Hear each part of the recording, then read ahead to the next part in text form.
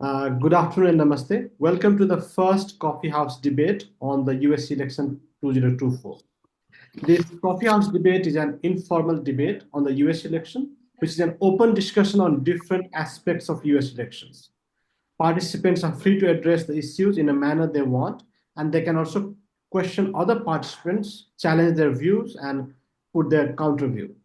The US 2024 US presidential election, which is set for November 5th, features a high stakes rematch between Democratic nominee Vice President Kamala Harris and Republican nominee former President Donald Trump.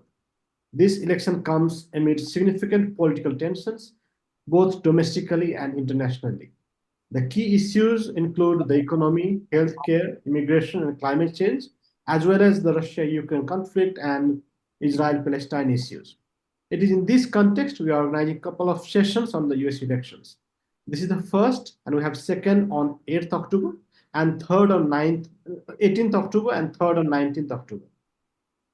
We might plan to organize one more very near to the election dates, but that is yet to be announced. To participate in today's discussion, we have very distinguished scholar and experts. We have Professor Chintamani Mahapatra, who is from Kalinga Institute of Indo-Pacific Studies, India.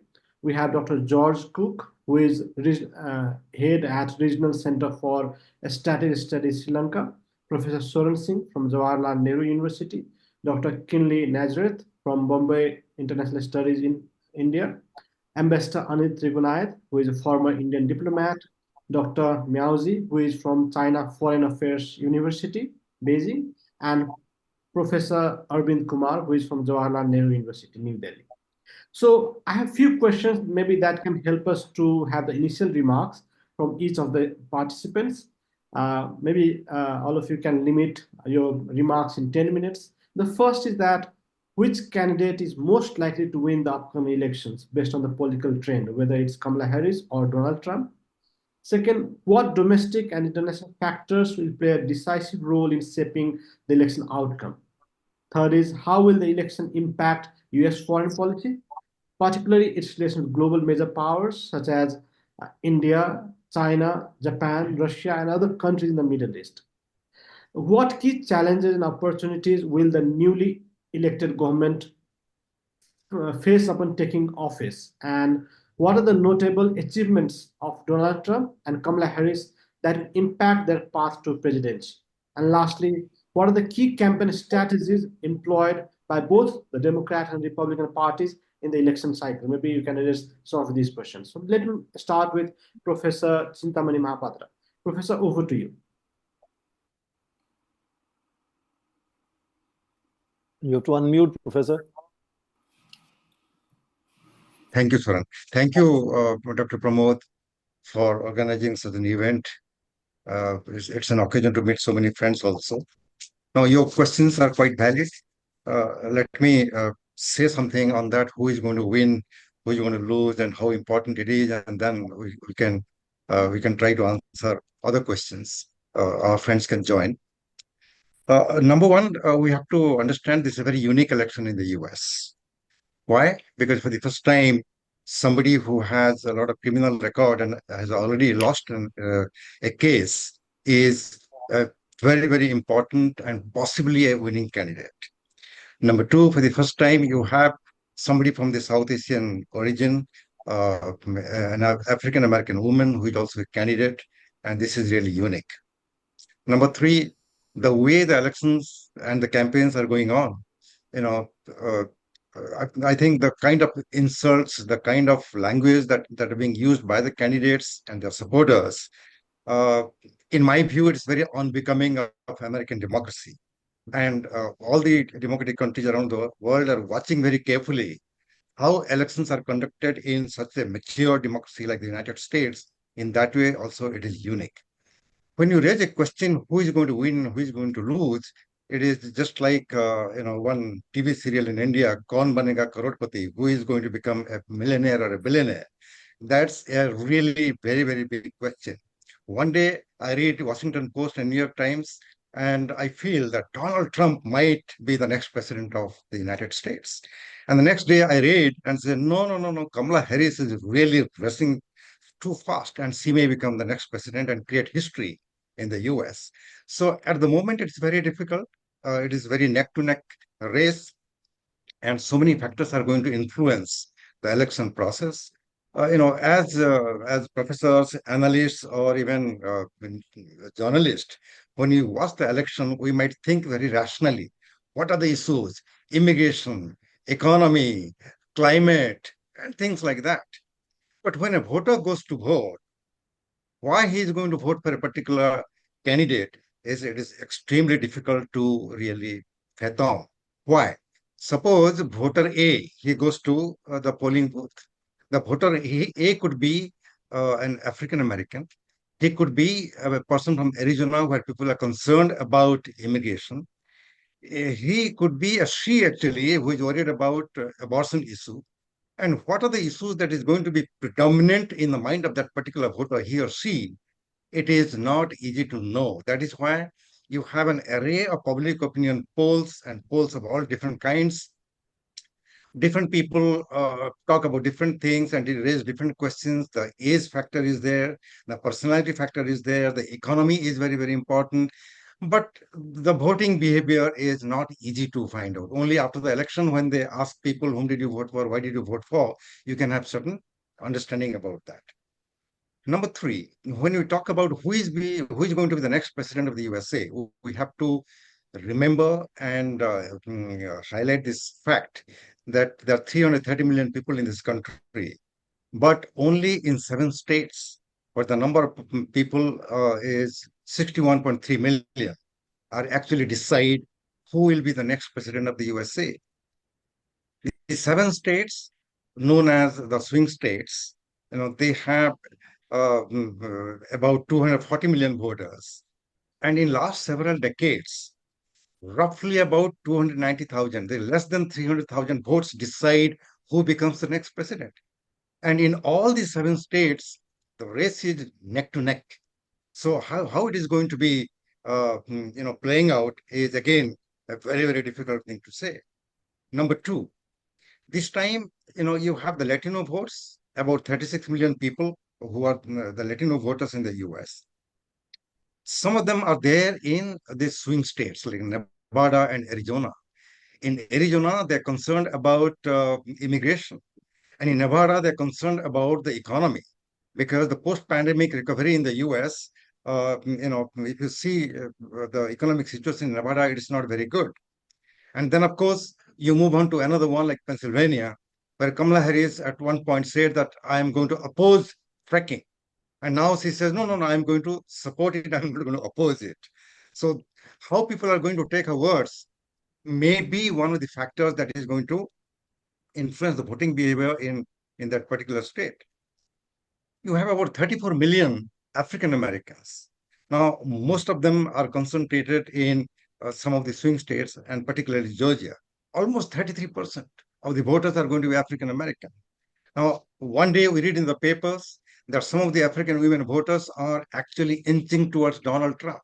Then another guy will say, inching towards means what? More than 70% are still going to vote for Kamala Harris. So how do you know about it? But the fact remains that African American votes is going to be very, very important in this particular election. Recently, all of us saw the devastating, typhoon or hurricane in the US. One is the Helene, and the other one is another name. I just forget the name. Again, the swing states, Georgia, Florida, and North Carolina were so badly hit. And whenever there is a hurricane, you have displacement of so many people. You have so many people who die. Some of them, cannot go to vote because the infrastructure is destroyed. So that is going to be another factor which is going to influence this election in a very big way, because 7 out of 3 states have been affected by Helene and another one. I just forget the name. So these are the issues. But when you talk about the key debating point between the two candidates, of course, it's the economy. Donald Trump would say that the economy during the Joe Biden administration was really very, very bad. I'm the one who performed very well, and I'm going to do it better. Now, interestingly, most of the economists, very noted economists. They don't agree with whatever he says, whatever the vice presidential candidate says. But Donald Trump thinks that he can do better. And when he says that once he wins the election, he's going to impose tariff, minimum 10% on all the imports from other countries. And if it is China, it can be 60%. That actually creates a lot of problems. Some people might think that, well, he's going to do a great job by restoring American economy and the MAGA will be back. But other people think that it is going to create turmoil in the entire global political economy. So different kinds of people will read different kinds of understanding of the economic position of these two candidates. Abortion this year is very, very sentimental issue, and this is going to really impact in a very big way. Women voters in the US, they constitute the largest segment of the voters, and they are going to impact the election outcome in a very big way. Another important thing that is going to again influence the election is the Republican Party is filing a series of cases in very many states so that the election outcome can be delayed. And the danger is Donald Trump does not even say once that the transfer of power is going to be peaceful this year. And he repeatedly says that even transfer of power last time in 2021 was really peaceful. But indirectly, there can be quote unquote bloodbath. He used the term bloodbath in a different context. But there are many people who think that somebody with a criminal record and who is controlling Republican Party in a very big way, what is going to happen is anybody's guess, particularly if the race is going to be neck to neck. If it is a decisive outcome, of course, things can be different. Otherwise, it will create a very bad name for the United States. I think the time is ticking, so maybe another minute or two. Once they come to power, of course, the global politics is going to be a big challenge for both the candidates. One is Ukraine war, ravaging on for such a long time. If Kamala Harris comes to power, it will be a continuation of Joe Biden policy. She's going to back Ukraine in a very big way. That simply means war is going to drag on. There will be no peace dialogue. The peace cannot prevail if it is only a dialogue between Ukraine and Russia. The United States is pulling the strings from behind. It is backing the Ukrainians until an American president decides to say that now it is the time to negotiate and end the war. It is going to continue. If Donald Trump comes to power, there is a fear among the American allies that the war is going to come to an end just like that. And if that happens, then Putin, of course, is going to declare victory, and he will keep the portions, the territories that Russia has been able to occupy in Ukraine. As far as the war in West Asia is concerned, again, how it is going to play out, difficult to say right now. Donald Trump is, of course, going to back Netanyahu in a very big way.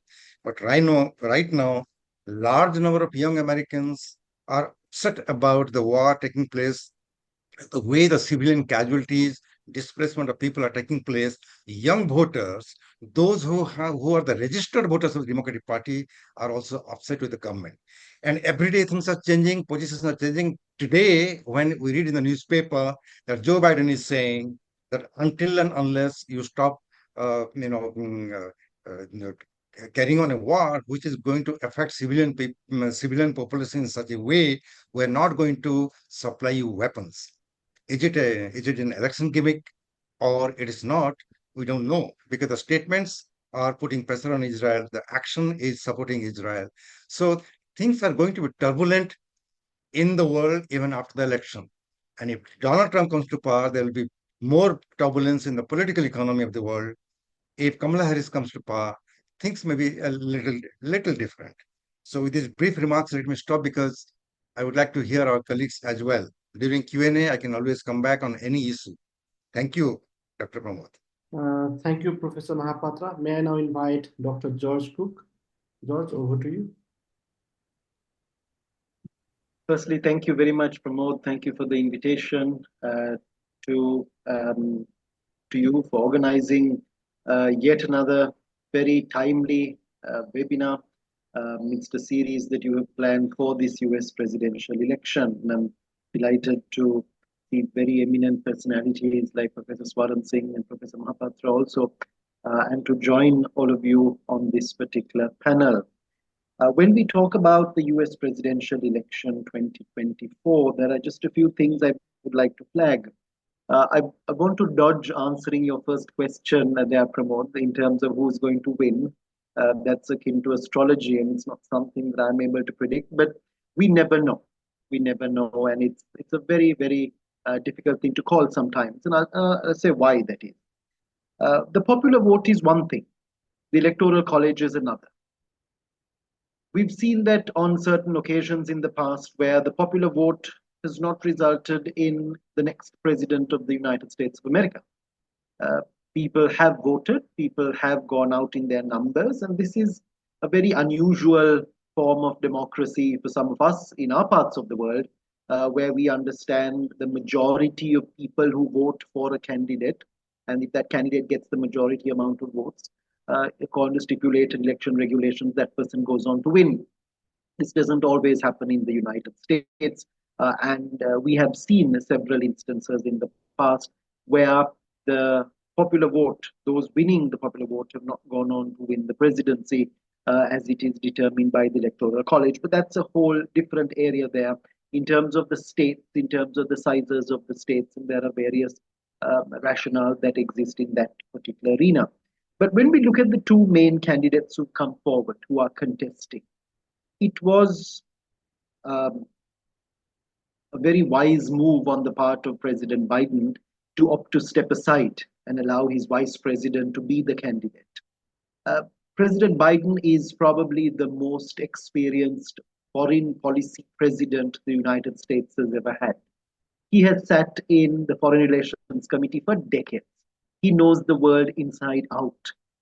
Him being at the helm of America actually resulted in the aversion of a lot of issues, which we sometimes don't reflect on enough. We know in the Russia-Ukraine conflict, there were numerous occasions on which the Ukrainian president asked for a no-fly zone, which was not provided. NATO, he could have urged NATO, he could have come forward, but he did not do that. And that was obviously because he understood the ramifications of what would happen thereafter. So as an experienced person, no doubt, full stars to him. But of course, age has certainly caught up, and it is very wise to move aside in order for his vice president to have a lot more momentum. As to whether she had enough of momentum or enough of time in her campaign is another question that we can probably go into. But when we look at the two main candidates who are coming forward, we see two very different candidates. As was mentioned at the very beginning, we have one candidate who has several charges against him, several offenses that have been committed, so many problems, so many issues. However, he is coming forward. On the other hand, you have America now putting forward a woman candidate, which is not something that happens too often in the United States. The United States is yet to see a woman president. So Kamala Harris winning this would be historic. It would be shattering the glass ceiling at that point, which has been set. So this is where even just last week, President Obama, when he was campaigning for Kamala Harris, even urged certain communities in the country not to be hesitant, to be ready to accept a woman at the helm. So we're going back to some very fundamental issues. In our countries, we've had women at the helm. We've seen women in positions of leadership. It has resulted in very good developments in our countries. There have been varied positions in certain other situations. But of course, it is going to be quite a decisive factor in the United States. But when we look at some of the most important issues for Americans at this particular election, the economy comes first. There is a lot of rhetoric about the economy.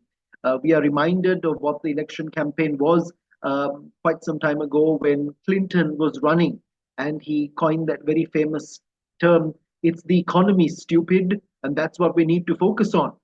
And of course, you saw a few months into his presidency, he was off to another country trying to bring about a peace process because he understood how monumental resolving an issue concerning the economy could be, or issues concerning the economy could be. So economy remains pretty big. And of course, some of the polls that are coming out, very different. very diverse opinions, one such being that Trump would be seen to be the one who would be able to handle the economy better, 54 to 45 to Harris, which is quite a significant change there. And we've seen in recent weeks, some of the latest exit polls that are coming out of those countries, we're seeing um, them almost tying at this particular stage. Of course, it varying when it comes to different issues. Democracy is another very critical factor, as was mentioned a little while ago. We saw what happened the last time around. We saw what happened on Capitol Hill. We saw how divisive politics can be, how divisive elections can be, and the violence that was wreaked, the lives that were lost in that process too.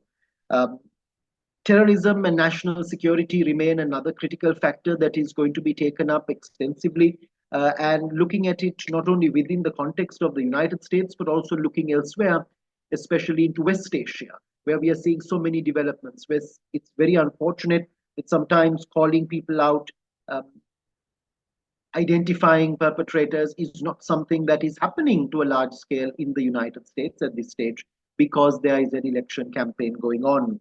The type of Supreme Court judges that they would pick, if you look at the current constitution of the Supreme Court in the United States, you see a majority of judges who have been appointed by Republicans. It's down to roughly about 3 who have been appointed by Democrats, President Biden being the last one to appoint one judge.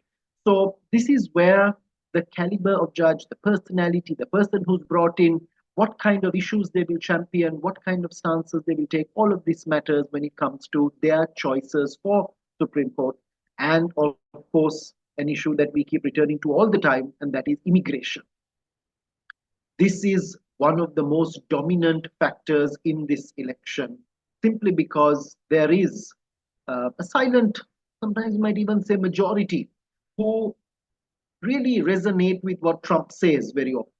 They don't want to say it themselves, but Trump says it for them. Trump is probably saying what they would only think. And this is where they appreciate some of those stances that he takes. And that's what we saw last time around. If you remember, when it came to the last presidential election, President Trump said he was going to, candidate Trump at the time, said he was going to ban people. And he gave a list of countries. And he said, I would ban them from these Muslim countries. But when it came to his first visit overseas, it was to Saudi Arabia. And that was quite interesting, where it probably wasn't realized that Saudi Arabia was a Muslim country. So this is where the rhetoric that we hear sometimes before election campaign, and to the actual action that is taken post-election, once victory is achieved, are two different stances there. So I'll leave it at that, Pramod, then we'll come back to questions later on. But certainly very, very divisive situation in the United States right now. Any election divides. This is where elections are the most democratic form of going about choosing a leader, but they can be very divisive, where societies can split. But the important task would be post-election in order to heal. We did not see that happening to a large extent the last time around because the election result was not accepted by Trump, for example. He did not want to accept defeat. He did not want to acknowledge the fact that he had not done well at that particular stage. If he does not win this time, we're going to see a very similar reaction. If he does win, that's going to be another interesting development there. How would he take his victory? Would he be magnanimous in victory? Certainly, when we look at Harris and what she has been saying and the values that she talks about, there will be a very different outcome at that stage. But when it comes to President Trump, there's a lot that we need to wait and see. Thank you so much, George. Let me move to the third candidate. Let's go to Dr. Miao, who is from China Foreign Affairs University. Dr. Ji, over to you. Okay. First, thank you very much for your kind of invitation for me to have such a great chance to engage such a distinguished group and professors, and ambassadors, and practitioners, theorists. So actually, I'm not really working on the U.S. election or U.S. politics. I'm more working on Japan, U.S.-Japan relations, or maybe China-U.S. relationship. So I would, how do you say, but I do have some tracking on this the great event, and also from as a Chinese, we do keep an eye on how the elections are going on. So, as to your question of who will be winning the election, I believe I agree with all the former speakers that it's still very hard to say and still early. But two things I want to mention. The one thing is that we should not underestimate the institutional power for the Democratic Party. Though Harris has assumed this candidacy for not very long and it doesn't have sufficient time or chances to display his capability and also to explain his policies for those key issues. But the Democratic, they have systematic and institutional mobilizing powers as displayed in the past. The second thing, which means Donald Trump's in a way leading the opinion poll for time doesn't indicate that Harris will not be concluding the gap. And while now she's showing that he's gaining a lot of popularity. Well, on this side, we should be clear that we should not underestimate the potential or hidden popularity of Donald Trump, especially as the last election has indicated. When the two parties' popularity or support is very close, I think the Trump's popularity tend to be underestimated for many reasons. Being in United States for a year and allow me to observe and engage with different groups of people. I only met one person saying clearly that I am with Trump. So he's a immigrant, but he is against kind of the new immigrants. So that's one of the key reasons that he support Trump. So he's the only one. But if you really see the result, the election result tend to be different. So I think this time may be similar. And as Cooke has just mentioned, that maybe the gender is an issue. Personally, I feel that the United States may not have been ready to welcome this first female president. It's simply the similar saying would be true for Japan too. Now the US is faced with various domestic and international challenges, and I believe that those kind of Trump-style politicians may simply be more popular. So I feel maybe the chance for Trump to win is greater. Sorry, this is risky, but I want to share this observation. And of course, many reasons have affected will be decisive or will be contributing to the outcome of that election, as our distinguished professors has mentioned. There's kind of could be the economy, the economy. So the immigration policy, maybe the one of the very important one would be the abortion, and internationally the two candidates' policy for the two ongoing wars, all may play a role in that in the final voting behaviors for and that affects the voting behaviors for the American people.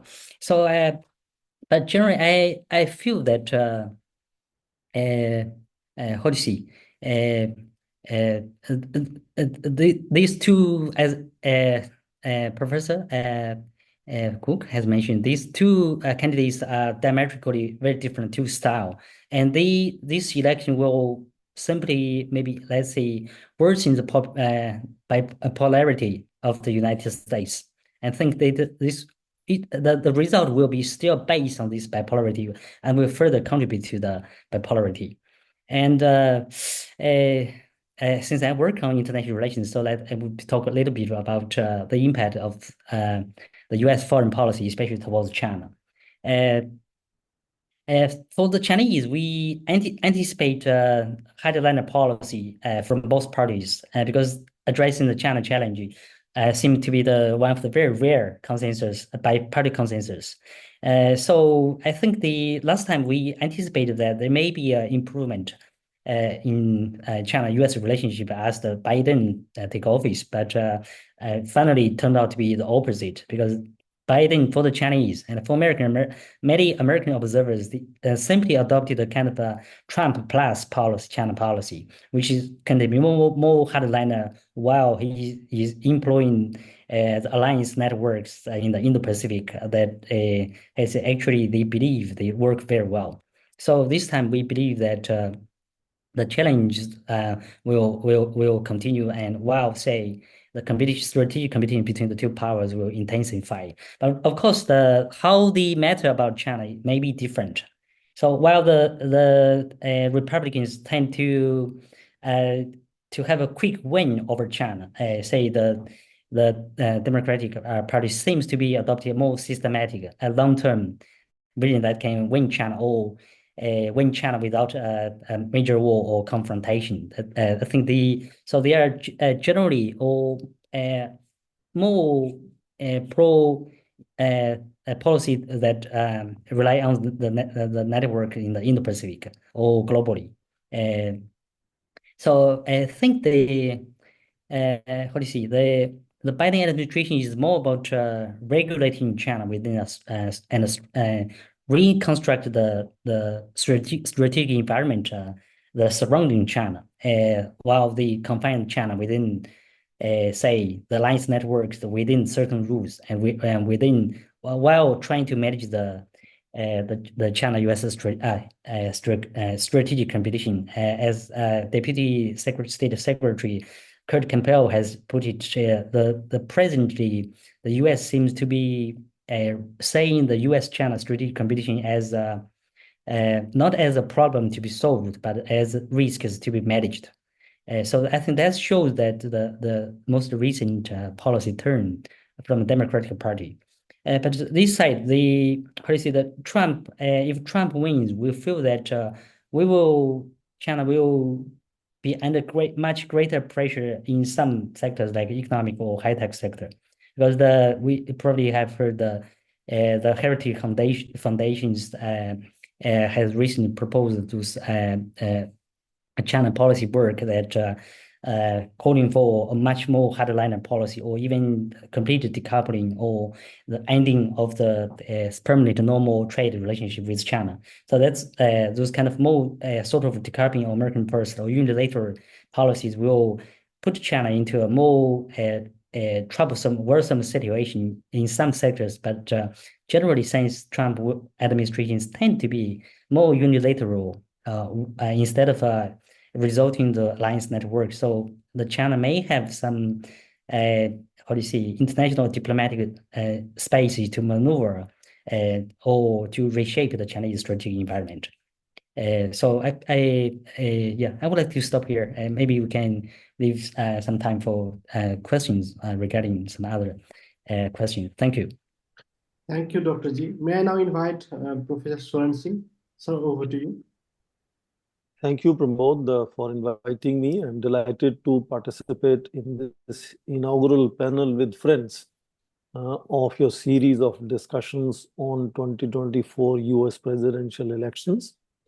You have given us as a panel 6 questions to briefly respond to, and I will try to spend about 1.5 or 2 minutes on each of these questions. The first one, of course, is a rather populist question of who is likely to win. And apparently, we don't know as of now who of the two is likely to win. In fact, every next week, we are getting even more confused. So the margins, for instance, are shrinking. The last few weeks in a couple of states, the margins of advantage Donald Trump has come down to 1%. So to me, the deeper question is, can we really rely on these the polls and surveys and media headlines and debates that are giving us indications in terms of getting more excited about who is going to win? There are some deeper questions. I think, first of all, the very system of US elections is very unique. So very often, as was said before, the popular vote at the national level does not really mean the candidate is going to win, because in a very specific way, winner takes it all principle decides that any candidate who wins in a particular state takes all the votes of that state, and the runner-up takes just 0, except for exceptions of 2 states Maine and Nebraska perhaps still follows a proportional voting system in that sense. So, given the fact that U.S. Electoral College can, come out with a very different picture than all of us has been seeing what is being insinuated and projected in media and other surveys, could surprise us all in that sense. Second important area where analysis often say let's focus on the combination of swing states. And swing states are again very extremely interesting. For example, last time in 2020, Joe Biden in Arizona, out of 3.4 million votes cast, became victorious with just 10,500 votes and took all the votes of that state in that sense. Add to Arizona this new idea of this time Kristen Sinema, the Democratic turned independent candidate, could have also certain influence of how votes go, whether they get divided. Issue of abortion rights is very significant. Georgia is another very interesting example where, last time Joe Biden again won on Trump with just 0.2% votes. So in fact, that was partly the reason why Trump was so upset and thought he had not actually lost elections. Same is true of other swing states, Michigan, Nevada, North Carolina. For example, Trump, again in North Carolina, another very interesting story. 2016, Trump had 3.66% advantage in votes. That catapulted to 48% advantage when he actually lost national elections to Joe Biden in that sense. Pennsylvania, another big state, very, very interesting case, sometimes makes and breaks destinies. Wisconsin, likewise. Then there are wild cards, which often also, show very surprise results. For example, in 2016, Hillary Clinton lost in two very important states, Minnesota and New Hampshire, which were known as Democratic states at that time. So enormous uncertainties, which makes our all analysis really subject to sort of all kinds of strange possibilities. Second question is, what democratic and international factors are going to play up in shaping outcome of these elections? I will not focus much, which is in public debate in terms of economy, taxes, unemployment, immigration, foreign policy, and so on. Let's look at the first important question. As you said, domestic and international. Are these elections engaging the domestic voter just as much as it is engaging the global analysis around the world? Most surveys show that about 40% of Americans do not have any interest in election news. And whatever people are looking at in terms of social media particularly are largely splintered media coverage and analysis where, we are all talking to our kind only. So the followers are talking to other followers. Of course, to some extent, I understand that people who have no interest in election news are still listening to those who have. So marginal factorization. So fundamentally, again, media, I don't think makes and breaks American elections in that sense. One has to go really deeper into what matters. And therefore, news and context perhaps is more significant than media itself germinating, sort of certain trends which I think are difficult to imagine. So I understand that there could be important news like Joe Biden stepping aside is a big news. It can be cultivated. In that context, sudden arrival of Kamala Harris and her quoting her mother that you were not, you didn't fall from the coconut tree, that created a meme which also became popular, or assassination attempts on Donald Trump. So news and context is significant, but media itself cannot make any non-event into an event. For example, even the presidential debates have become less exciting. Less number of people are watching these things. Third, I think it's also significant to look at how we are seeing these elections being guided by what is likely to happen to Supreme Court, which has become fairly active, particularly on issue of abortion now. Estimates are 9 judges could step aside because of either health or death in next 4 years. These are doomsday projections, conspiracies. Fourth, of course, is impact on consumers, inflation, and what is going to happen to government spending. On that, there is no very clear debate dividing two candidates. Then, of course, fifth, the whole recent report on Hillary Clinton's health statistics has brought the focus now on Trump, and people are talking about his, levels of cognition, psychiatrists are saying that our cognition starts come from, sort of decaying from the age of 30s. Now, given that he's seen as the oldest candidate, those questions also might impact voters. And I think sixth and most significant thing is the divide between urban and rural voters. And we all know that Trump has a very dedicated cadre of voters. In 2016, now we know he had advantage of 2-1 in rural versus urban votes. And to me, to some extent, in United States, the traditional historical north-south divide has clearly been now replaced by urban-rural divide. And I think one needs to see that seriously. And I don't think media is really seriously looking at it. Third question you asked is how will elections impact foreign policy? I don't think elections are going to, in any case, impact foreign policy. There is a largely bipartisan understanding and consensus on most issues, except that how those foreign policy challenges or issues will be implemented will vary with each of the two candidates that you're talking about. The most close allies in Europe are worried that with Trump coming, I mean, you remember last time he had even threatened to walk out of NATO. He was pushing for burden sharing with his allies, that everyone should take to 2% of GDP of the defense expenditure. Kamala Harris, by comparison, is a firm supporter of NATO. And same is China as well. I mean, again, tariff wars will continue, except that Kamala Harris would be relatively more suave and subtle in doing that. And Trump could really ratchet up things in terms of whimsical sort of speech act that he does. Fourth question talks about what are the key challenges and opportunities.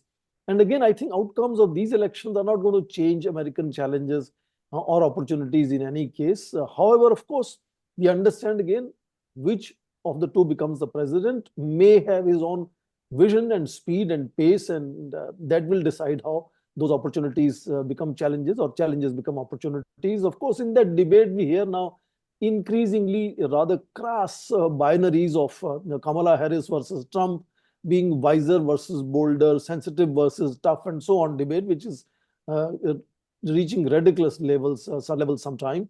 The fundamental challenge to United States is constantly accentuating, and that is becoming difficult. And that challenge is polarization at home and a relative decline in global leadership that will continue. So the fifth question in terms of what are notable achievements that Trump and Kamala Harris can bring to the table to convince voters, I again think that everything that Trump talks about, he talks in terms of superlatives.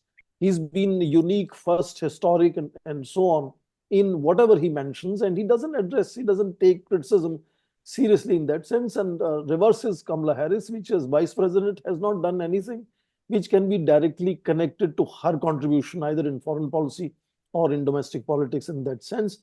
But second and most important in this issue of discussion is the whole debates have continued to be personalized. But that is happening around the world to some extent. And therefore, the focus is hardly on issues. Trump was seen caricaturing Joe Biden before. Now he's caricaturing Kamala Harris. He talks of her as radical socialist, calls her comrade Kamala, calls her laughing Kamala, and so on. And Kamala Harris has happily responded to it by saying that she's a capitalist and who wants to work for business and capital growth. Luckily, stocks are rising, so that slightly goes into favor. Just recently, last month, inflation is beginning to come in control. That could be going into in our favor. But we also noticed the real politic of last month's UN General Assembly holding Summit of the Future, and so many international leaders were in United States, and we saw a large number of these leaders trying to have meetings with Donald Trump, and that increases his visibility in that sense. Last and sixth question is about campaign strategies that are being employed by Democrats and Republicans. Republican strategists have constantly faced sort of difficult scenarios. Even their donors have gone public. Many of their important leaders have gone public, saying that once Joe Biden stepped aside, this had clearly disrupted their strategies of a very personalized stereotype caricaturing of Joe Biden that continued until July. And in that sense, now they're dealing with Kamala Harris, who's very clearly, largely seen even by Republicans as younger, smarter, humorous, articulate, in that sense, picking up momentum in her campaign and fundraising and so on. So fundamentally, more and more Republicans every next week are showcasing that they are more nervous in terms of very clearly expecting a tough and close race between the two candidates. And at that kind of context makes Democrats feel in upswing and excited and seem hopeful that perhaps Kamala Harris could make history. But my last point in last 10 seconds, history of United States shows that they have not been ever favorable to women candidates. 3 times women candidates have tried before. So now whether in this whole chaotic scenario, whether Kamala Harris will actually make history remains yet to be seen. But I always caution that media that is debating these issues driven by headlines perhaps is missing a lot of the real ground shaping issues that are going to really deliver results. And I think hopefully there should be some serious academic work done on the field to really pinpoint what is going to create sort of outcomes out of these elections, because just at the surface level analysis driven by quickly done surveys and saying 25% say this and 27% say that is changing on almost everyday basis. So I remain extremely skeptical of particularly the situation where these two candidates are almost now neck to neck and there is no decisive clear victory in the picture for us now. Back to Pramod. Thank you, Professor Swaran Singh. May I now invite Ambassador Anil Trigunayat. Sir, over to you. Thank you, Dr. Pramod. I was hoping that I'll be the last one and the lady would have been before me. That would have been better, because then the last person can just say that, well, everything has been said, so nothing more to say now. So now I'll have to invent something new, because the preceding speakers, distinguished speakers, have really said it all in a way. Well, in the first place, I would like to say that it is an internal affair of the United States. And so very often when you comment on it, they consider it as a interference by foreign actors. And I have been in the government earlier, so I issue the disclaimer that this is just for academic purpose. And US, whatever happens in the US does impact the world. There is no doubt about it. Even though the deep state in the country prevails and dictates and decides on the course of action across the world in its policies, the foreign policy has been mentioned by Professor Swaran Singh is broadly bipartisan. It is the focus on different issues that may change. But it is also a fact, those of us who have lived in the US, served in the US, know that is a country where if you are a Republican, you are a Republican. If you are a Democrat, you are a Democrat. And in the same family, you might have people fighting, like sometimes we see it in India as well.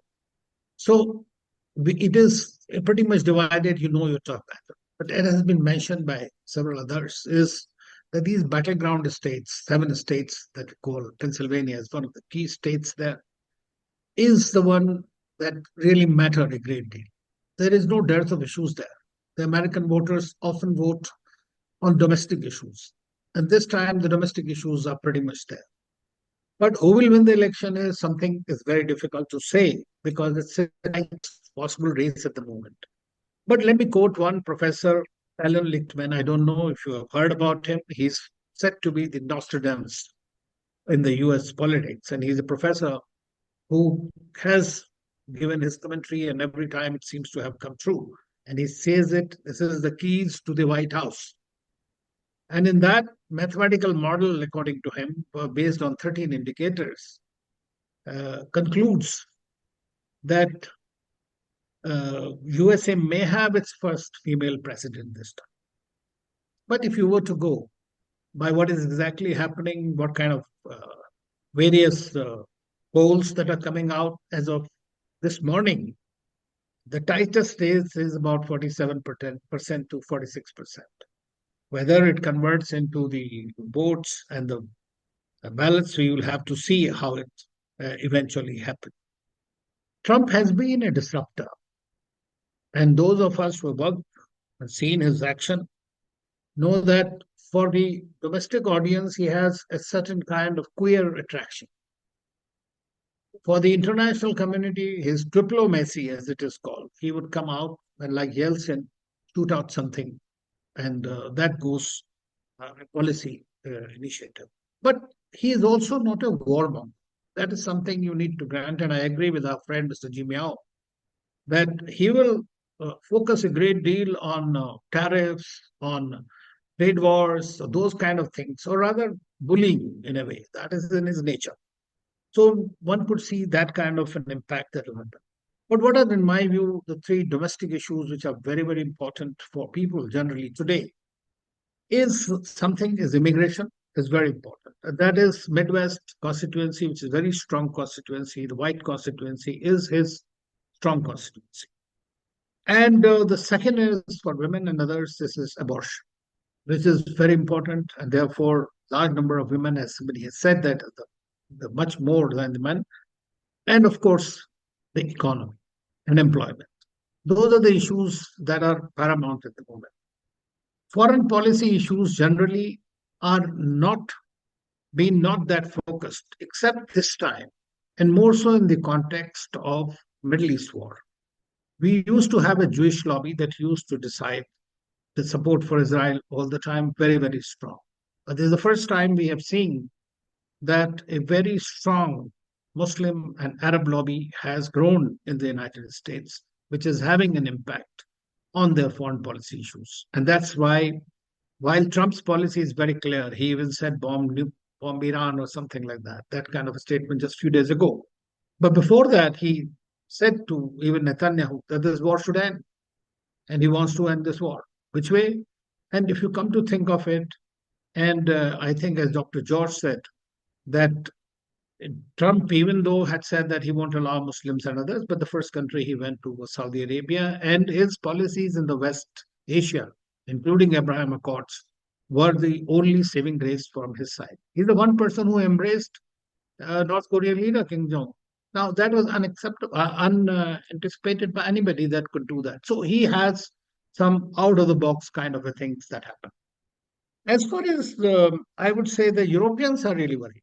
He comes to power. I've seen some surveys in Denmark and elsewhere. Large number of them are very concerned about him.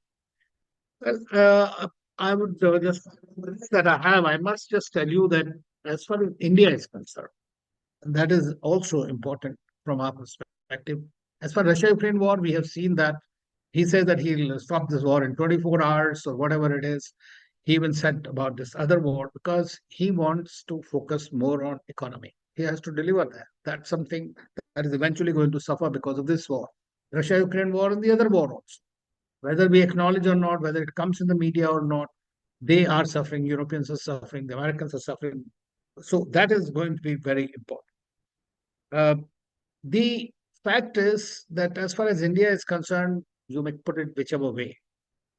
India is, I would say, a very important pivot and has a bipartisan support for continuing with the policy of engagement. And we understand that it is also beneficial for us and will continue to do so. But then we are not essentially looking at a hunky-dory relationship with either of them. Even before being re-elected, he has said that he's going to impose tariffs on India, calling India as a tariff king and those kind of things. He's the one who withdrew GSP benefits from India. So we are not living in any chimera or thinking that if Trump comes or Kamala Harris comes. Kamala Harris does have some Indian connection, but I am of the firm view that that does not matter when the matters of state come play. That is something, a psychological advantage. Some Indians might feel that, yeah, it's a good thing that an Indian has become president of the United States, like we had Rishi Sunak in the UK and all that. So, but that is a very limited purpose and limited intent, but that's not going to change US policy. They will continue to talk about democracy because they believe in project democracy, not the real democracy. We have seen what happened. If Trump comes to power, that will be different. But if he doesn't come to power, that is something that is everybody has shown concern. And my concern is once again the same, that what happens to the transition? The transition, in case he loses, is going to be increasingly difficult for the United States, which had faced some problems. Well, as we know that she's the latest starter, Kamala Harris, she had disadvantages. Of course, as a vice president, I mean, she had not really done anything remarkable during her term. But at the same time, what we have witnessed is that she picked up the threads very fast, garnering a lot of money, which is very important in the US elections. A lot of support is required. A large number of people felt that the pompous Trump is not what they want. Or even some of his statements have been very, very acrimonious and divisive. And therefore, some people are still thinking and hoping that they're going to. But the USA will continue its policy of democracy versus autocracy.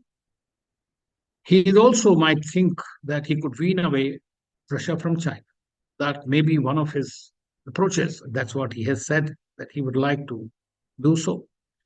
The NATO will remain an instrument, but because of its pressure, very large number of countries started paying up 2% contribution. So now 23 countries have already paid up, for which Biden tried to take credit.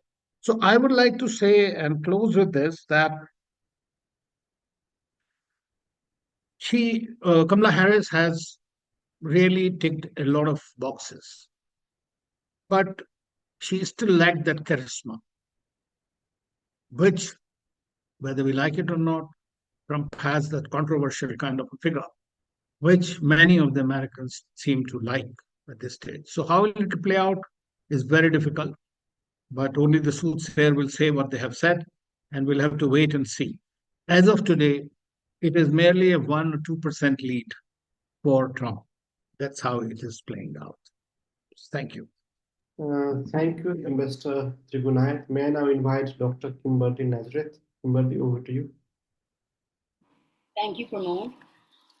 Ambassador, I was going to just say that, you've said everything I needed to say, so I don't need to say anything. That was going to be my line. And to take off from where you were talking about, because I was going to base my entire piece on Alan Lichtman, but I'm going to just deviate slightly because you took the words right out of my mouth. No, it's fine. But thank you, Pramod, for this opportunity to be on a panel with my fellow professors from JNU and so on, and other professors from around the world, and Ambassador. In an election like the United States, it's always difficult to predict the victor, right? To the victor goes the spoils, but in this case, not really. But when we talk about predicting the US elections, it's always been dubious. And they've gotten it right in most cases, except for maybe 2001 and 2016, where it really went off, right? And then people just stopped listening to polls and listening to what they were saying, because clearly they don't have any clue what they're talking about some of the time, because it keeps changing. But there's one thing I would like to mention, and it may not be true in all elections, but there's something called an October surprise. Now, I know Professor Lichtman says there's no such thing as an October surprise, but in this case, I think the surprise came in July with Joe Biden stepping down and Kamala Harris taking over. And I think that really threw the entire Republican Party off. And I think Trump was preparing himself to run against Joe Biden, which meant that he knew exactly what the game was going to look like. He knew where he was going to attack Joe Biden on. I mean, the economy is crucial. Like many of you all have said, it's the economy, stupid. That's what Clinton came up with, and that's been like a tagline since the 1990s. And I think very much he knew exactly where this election was going. But with this July surprise, with Kamala Harris coming in, she getting the mandate of her party. Now, the question is how much of her party actually supports her is also questionable, given that Barack Obama and Michelle Obama came out a little later than normal to support her. So that led into a lot of questioning of why did they do this? Didn't they see this was the best choice, and so on and so forth? But that again, that's commentary, right? That's commentary. So, but here's the thing with this October surprise and with Trump thinking that he could win easily and the election would be a toss-up, and even if it's a toss-up, it's going to be January 6th all over again. There's another crucial part that I think is very necessary to mention here, and this doesn't have a short-term impact like the elections have a long-term impact, but it has a very lasting impact, and that is the Trumpification of American policy, right? Because you see Kamala Harris going from being in a very environmentally friendly sort of person, anti-fracking to pro-fracking. You see her going from saying certain things, from immigration policy to supporting being very to being very liberal on immigration policy, to being very conservative on immigration policy in some ways, not in all ways, and it depends on which state she's talking to that she flip-flops. So I think this whole idea of her flip-flopping on certain issues is also throwing certain voters off, right? And that's one crucial thing that has changed both parties, and I don't think it's for the better, but okay, that's not for me to say. But I think Trump has not only changed and revolutionized the Republican Party, which is, even if he doesn't win or he wins or whatever it is, in the future, we are going to see more of this kind of language being used in every election, which is going to be this very harsh kind of language, which is not always appealing. It is not always going to be democratic, and that is going to be the fear of a lot of people, a lot of immigrants, a lot of minorities. I think that's one thing that we're going to see happen henceforth, and that is crucial, I would say.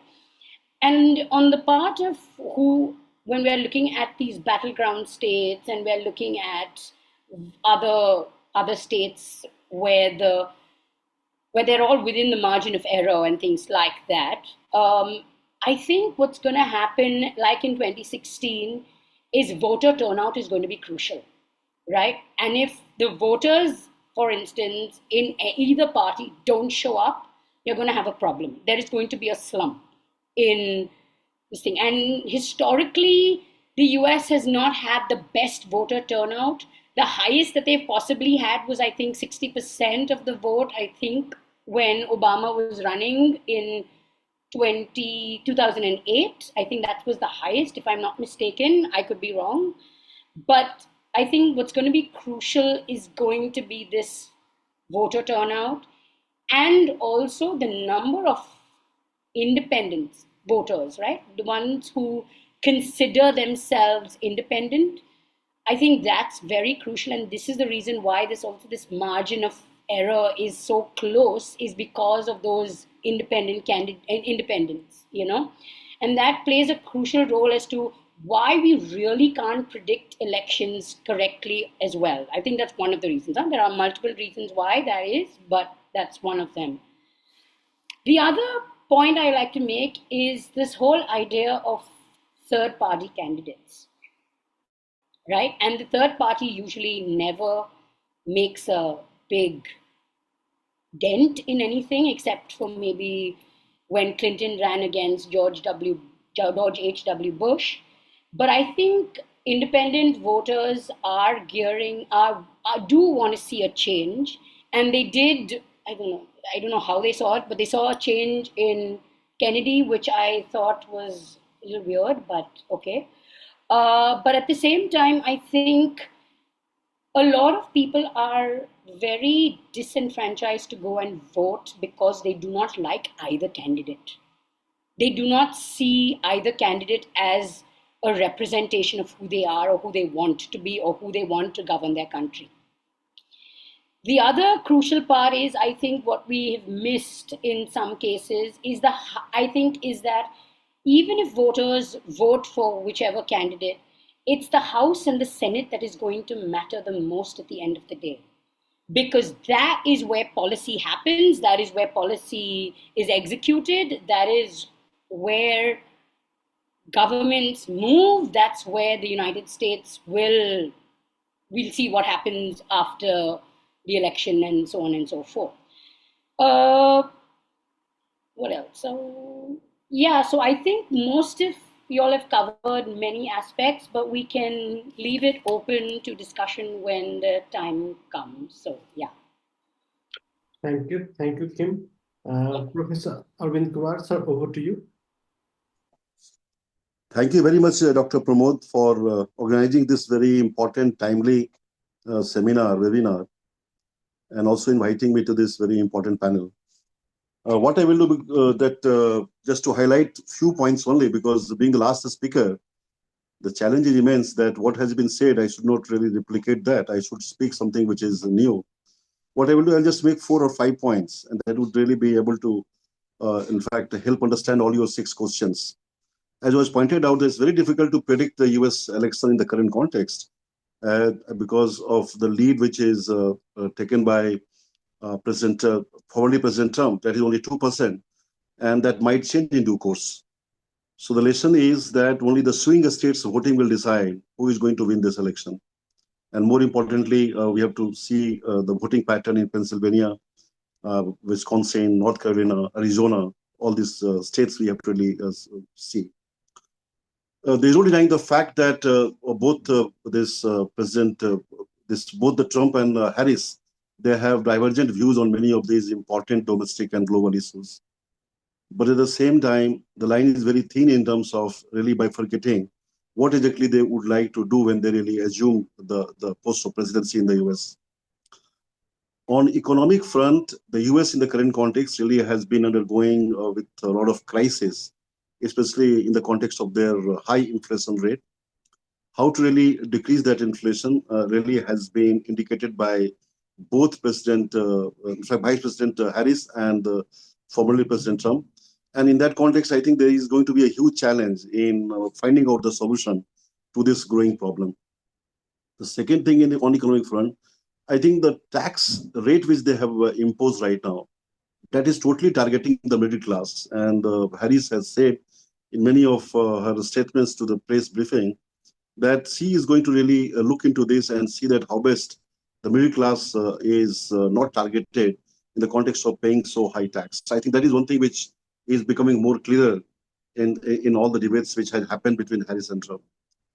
The other part, which again is very important, is with regard to their reliance on this whole idea of the corporate tax and how best they could really look into the question of tariff, because tariff really has been one of the important area of larger concern. And Trump really has been dubbed as tariff man because he really believes in really imposing high rate of tariff. So I think there are a lot of, in fact, divergences in terms of their approach, not only in handling the inflation, but also the tariff, how best they could really work with their allies, how best they could really enhance their trade partnership, their commercial relations. All this has become a very important part of priority in all such debates which have happened so far. The second important thing which again has captured the larger debate between Harris and Trump, that is immigration. And the world knows about how Trump understands immigration, how tougher he would be when he gets back to this seat of presidency, and how that could really be detrimental, largely in the context of understanding the precarious condition of those who really have been staying in the United States. Most of the statements which, in fact, Trump has made already has indicated that now he's going to really be more tougher. And he's one of these important, in fact, part of the strategy which happened to be very, very difficult for the immigrants in the US, that was Live in Mexico program. And that is something which is very, very going to be very disturbing for those who really are already staying in the United States. Harris has highlighted that how she would really look into this and she would really come up with a comprehensive immigration plan, and that could perhaps would be able to resolve many of these contentious issues. I would like to touch upon foreign policy part, and this certainly influences in some way to the electorate in the United States, but obviously that is something which is not that important as the domestic issues in the US are important. And one thing which is very clear, and that is the global alliances. One looks into the approach of Trump, that is totally different. Trump had no idea what is an ally, all about, because that he had reflected in his first term also, that he had really disowned their own ally and was questioning why they should really be promoting the interest of ally, why they should really providing them the nuclear umbrella, what could type of security guarantee we have really committed to them. So I think a lot of these questions which he was raising in his first term is again going to be incapacitated in his approach to dealing with the allies. And that is something which is going to be very critical for the US foreign policy. His belief in NATO certainly is near to nil, because he doesn't understand that what exactly NATO is all about. And on the other hand, as you know, that Harris basically has a big idea about NATO and the other part which the US really has been engaging, more particularly in terms of expanding NATO. So that is one thing which I see, again, a divergence in the approach which Trump will have and the approach which this Harris will have. There are differences in terms of approaching this Russia-Ukraine conflict. There are differences in approaching the ongoing Palestine and Israel issue are well known because of the fact that President Trump has been highly critical of Biden's approach to this Russia-Ukraine conflict, and the aid which the US really has been giving to Ukraine obviously is going to be disbanded when President Trump gets back. And he has made it very categorical in many of his remarks, not only in the election speeches, but also in many of his media briefing. That one part, again, is going to be very, very difficult for the US to approach these many questions.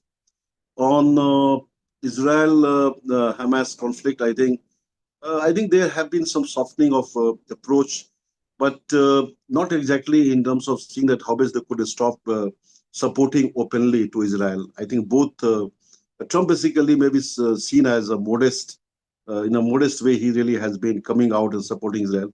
But Harris' approach to support Israel really has been seen in a manner that they certainly would like to really keep supporting Israelis' approach to all these things happening. But at the same time, they also really see that how the ceasefire can really come into effect between Palestine and Israel. What I have seen and experienced in the last few of the speeches of Harris, that she is very guarded in terms of taking or making any open statement, especially when the question of Israel comes. And she also supports that there should be a two-state policy, and that should really be, in fact, adhered to.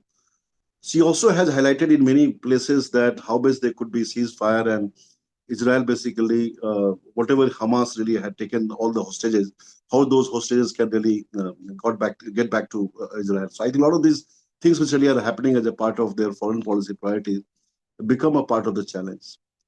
More importantly, what I see is going to be again a challenging task for the rest of the world when President Trump comes. And that is, again, a difference in his approach to the climate policies.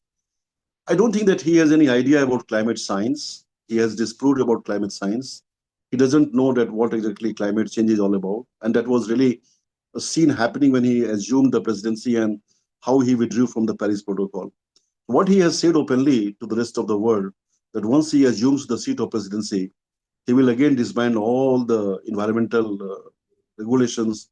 He will again try to say that how best whatever President Biden had done in terms of not only coming with certain agenda at the Conference of Parties meeting and also committing to many things in many of these negotiations on climate change, I think he's going to really roll back many of these things. And that could again prove detrimental to larger global peace and stability. So I think his understanding on climate science, climate crisis, climate justice, I think someone has to educate him. So, but he's very vocal and open, and he really has simultaneously has been really engaging with many of these companies, who, in fact, which are dealing with both oil and gas, and trying to convince them that how he could really help them.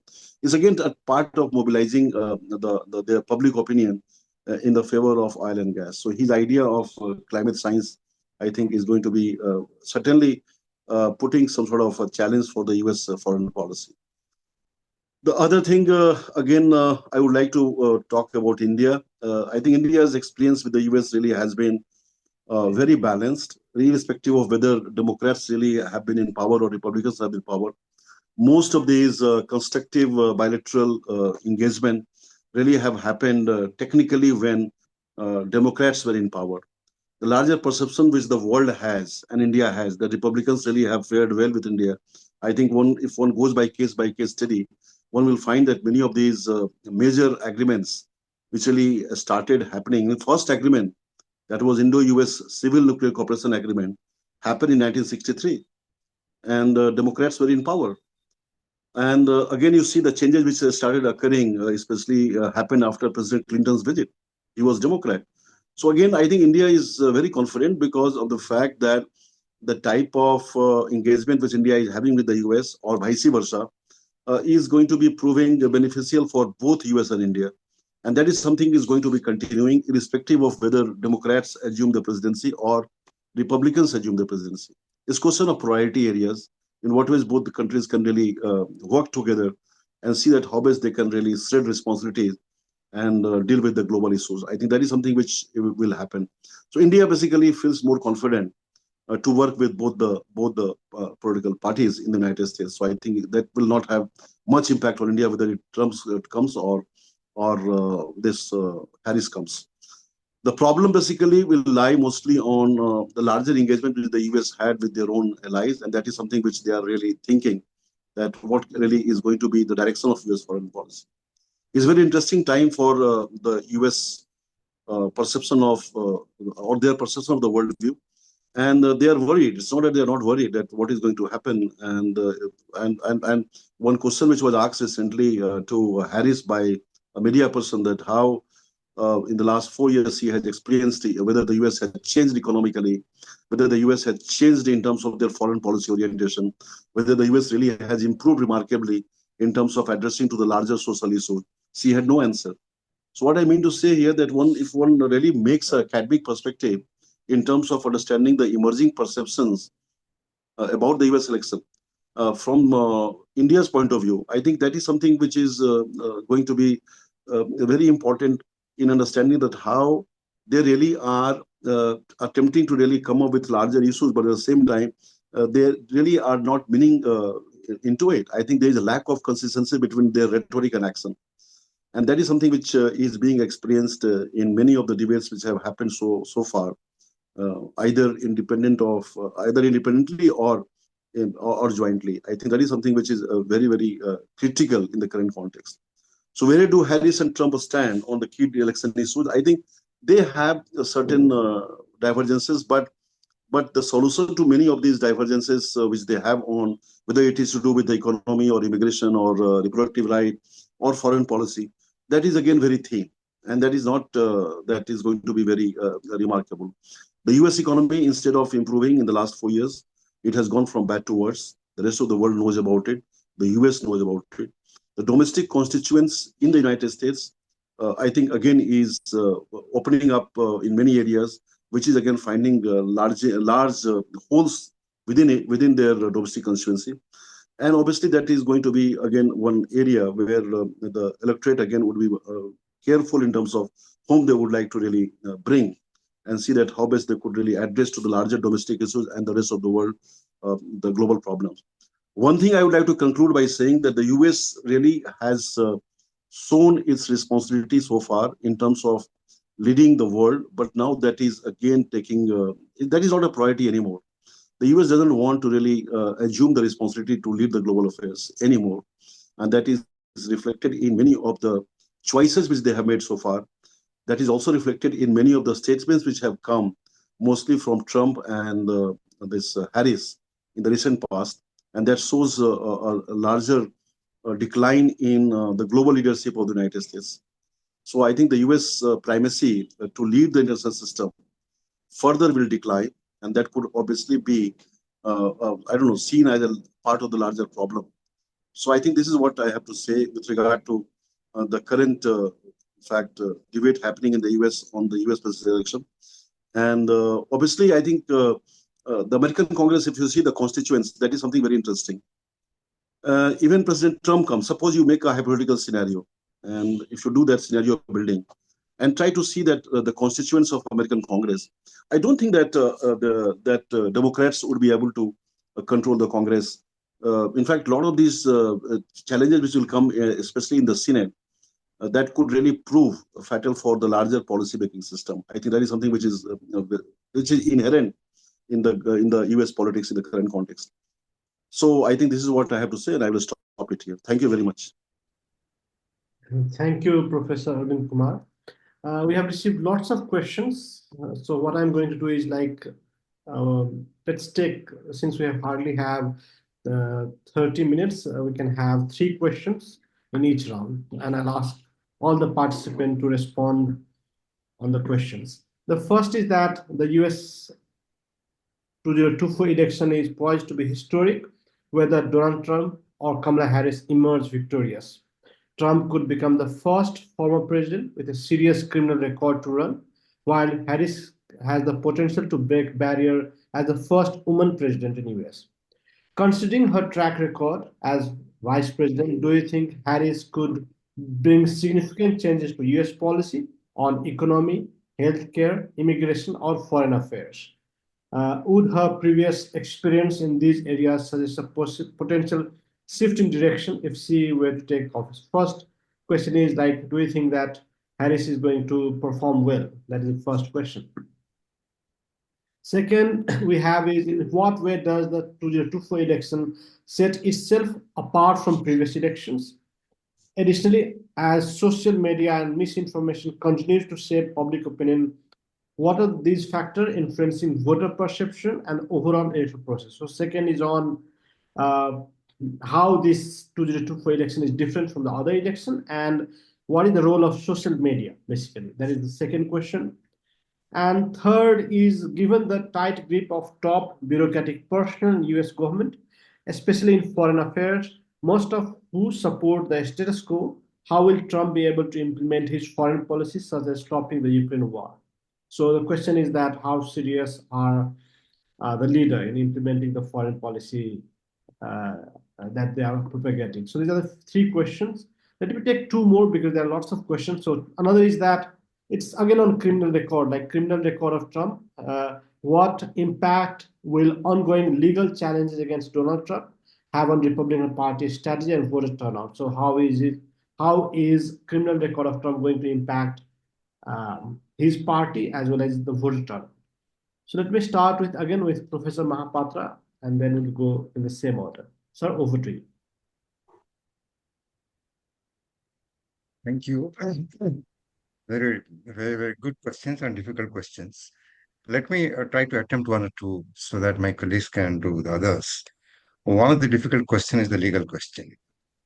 On 25th of November, roughly about 20 days of the elections being over, there is going to be a judgment of a criminal case of Trump. There is a possibility that if the judge is really strong, then he may punish Donald Trump and he may go to jail. Now, the big question is, if Donald Trump wins the election, then what happens? If he loses the election, then what happens? Because the judgment is going to come. If Donald Trump wins the election, most likely, the judge will take the judge, cannot make sentencing so easy because the president will be immune and he will enter the White House. And once he enters the White House, there is a possibility that he will put a lot of pressure on the Justice Department, and the Justice Department will put a lot of pressure on the judge before the pronouncement. And he will say that, look, he's 78 years old. This is for the first time that he has been declared a felony. And he's not having a long criminal record. And the case is related to money matters and not murder or something of a very serious type. So, he should not be given a strong punishment like that. Suppose he loses the election. Then there is a possibility again that he may be sentenced to jail. In that case, similar kind of arguments will be made. And then say that if he goes to jail, there is a possibility of his life being in danger. Attempts are being made to kill him even now. So the best thing is let him stay in the house rather than in the prison. What kind of impact it is going to have on politics? Of course, difficult to say at the moment, because in spite of all these criminal charges and multiple court cases against him, Donald Trump has a very powerful constituency. and the constituency is with him even now. So that means the American people are going to be divided on this. And the judge has to be really careful in pronouncing the judgment because, like what we saw on 6th of January in 2021, if not the same, a similar kind of thing might flare up all over the country. There can be chaos, in my view. There is a possibility. But we have to see because the American legal system is very strong. And the moment a judgment is announced, it is going to be implemented. Whether Kamala Harris will take very strict action and ensure that he should go to jail or he should be at home, that we have to see. But if Donald Trump wins the election, the sad part is this, that he has so openly stated so many times that he is going to fix the people who were, in his view, responsible for the election outcome in 2020. So much so that in order to create a very kind of complex situation, the Republican Party members are rushing to very many states. In some states, they want to alter even the counting system. Because in one case, the judge went against Trump. In other cases, they're challenging. The elections are already taking place. Uh, some absentee ballots have been cast. Some advance ballots have been cast. And the postal ballot have been cast. And now the Republican parties are going and saying that if a particular ballot by post comes even a few hours later, then don't count it. So very complex issues are being raised. And this is going to complicate more and more the electoral system. Second thing about the Ukraine war, Donald Trump says that on the very first day he's going to end the war, and possibly before he even takes oath, he will be able to end the war. It's all big talk, but at the same time, the kind of personality he has, you see, even after his presidency was over, he has spoken to Putin multiple times. And if we believe the news, then he has spoken to him 7 times. This itself is not legal. According to the Logan Act in the US, individuals who are not holding the office should not be engaging in dialogue with the government or top government officials of other countries. And Donald Trump has done that, and nobody has questioned it except in the media right now. So it's quite likely that he has had discussion with Putin, and the best way to end the war would be stop American funding of Ukraine war. Without American funding, the war cannot continue. In Pennsylvania, which is one of the swing states, there's a huge factory where all kinds of ammunitions are being manufactured, which are being sold to Ukraine. Not even a single dollar goes to Ukraine. All money stays in America, and all these weapons are going to Ukraine. So he may be able to end the war, actually, saying that a lot of people are dying and stop the war. And he might put pressure on Ukraine that they should not negotiate from extreme position. Some kind of compromise should be made. What kind of compromise, you don't know. But in my view, there is a possibility of a ceasefire at least. The final negotiations will continue. Whether the next question is whether Kamala Harris can be an efficient administrator, why not? Who knew the personality and the ability and the efficiency of Donald Trump in 2016? Did anyone predict? Nobody. Saying that so-and-so has no experience at all and cannot run the administration is, in my view, not a good question also. The simple reason that American administration is not run by one person sitting in the Oval Office. His personality is important, but the big paraphernalia of the bureaucracy is so strong. And then you have the Congress. That administration will continue. Donald Trump has been mercurial, but Kamala Harris is not going to be mercurial. She has told 2 or 3 times, and I agree with that statement, I am not going to be Donald Trump. I am not going to be Joe Biden. Once she becomes the president, in my view, there is just a larger possibility of Kamala Harris leaving her own mark. She will alter some of the policies only in the nomenclature. In some of the policies, she might put in the back burner. Some of the policies she will continue and give a mark. So, because there's so many other speakers, let me stop here. and listen to other colleagues. Thank you, Dr. Pramod. Thank you, sir. George, over to you. Thanks, Pramod. Just to touch on a few things there, when we talk about the court cases, when we talk about the rulings that are coming, hardcore Trump supporters see that as political victimization. They're not looking at the ground reality. They're not looking at the wrongdoings. They're not talking about the financial fraud. They're not going into any of those areas. They look at it from a very blinkered point of view, and that is, this is political victimization. Our person is being harassed. Our person is being persecuted. He is the best person for us. And that's very hard to change. So, amongst hardcore supporters, it's very unlikely that any of those will have an impact. And when it comes to carrying out a ruling, we've seen how those things are implemented according to the law, and that has to be done. But the way he would react post-election is what is most important, because irrespective of whether he wins or whether he loses, this is going to be a very worrying period. Last time around, it took 2 months for that outburst to happen on the 6th of January, 2 months after, almost 2 months after the voting, and 3 weeks before the new president was installed. That transition period is very sensitive, and this is what we've got to be very, very worried about. This is the United States of America, a country that is seen to be the leader of the free world, proponent of democracy, a country that has been advocating democratic values and democratic principles. And this is where sometimes we're beginning to question now whether the people in that country have forgotten this. The very basic fundamental fact of an election is irrespective of whether you like the person who won or dislike the person who won, democracy has won. It should be a democratic process. That is what should be upheld. And that is a strong message that we in South Asia look at. That's how we look at it.